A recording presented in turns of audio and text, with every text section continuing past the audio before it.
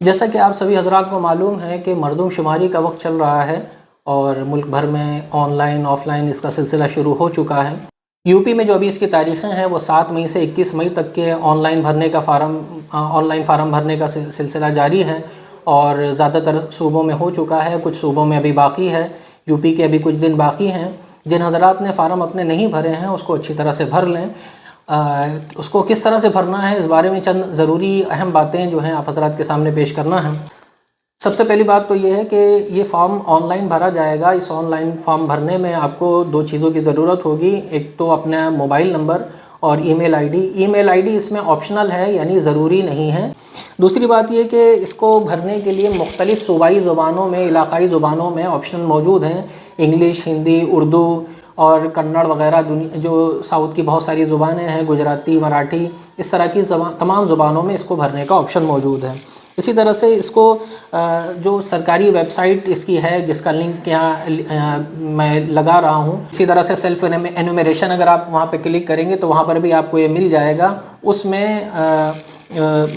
Hindi, English وغیرہ کی guide lines, flow chart اور اس کے ٹوٹوریلز بھی موجود ہیں جو مختلف زبانوں میں دیکھ کر آپ اس کو بھر سکتے ہیں۔ اس سے بڑی سہولت اور آسانی ہو جاتی ہے۔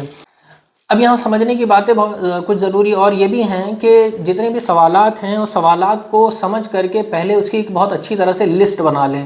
جو جوابات وہاں پر درج کرنے ہیں ان جوابات کی ایک لسٹ بنا لیں، جیسے کہ ہم کو خود بھرنا ہے یا ہم کو اپنے گھر والوں کا بھرنا ہے یا کسی دوسرے کا ہم فارم بھر رہے ہیں، تو بہتر یہ ہوگا کہ جو سوالات ہیں وہ آپ کو انٹرنیٹ پر اور دوسری جگہوں پر مل جائیں گے کہ کیا کیا سوالات آ رہے ہیں۔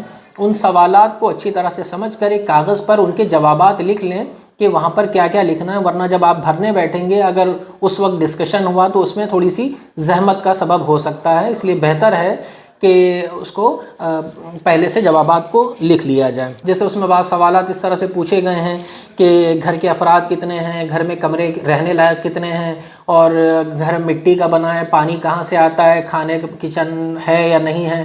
اگر اس میں سے کوئی جواب غلط سلط بھر دیا گیا تو اس میں اگر بھرنے کے بعد میں آپ نے اس کو جمع کروا دیا تو وہ تبدیلی نہیں ہوگی، اور اگر تبدیلی نہیں ہوگی تو اور بعد میں جب جانچ اس کی ہوگی تو اس میں بعض مرتبہ جرمانے وغیرہ کی بھی جو ہے امکانات ہیں۔ اس لیے بہتر ہوگا کہ تمام سوالات کے جوابوں کو ایک الگ کاغذ پر نوٹ کر کے پھر اس کے بعد میں بھرنا شروع کیا جائے۔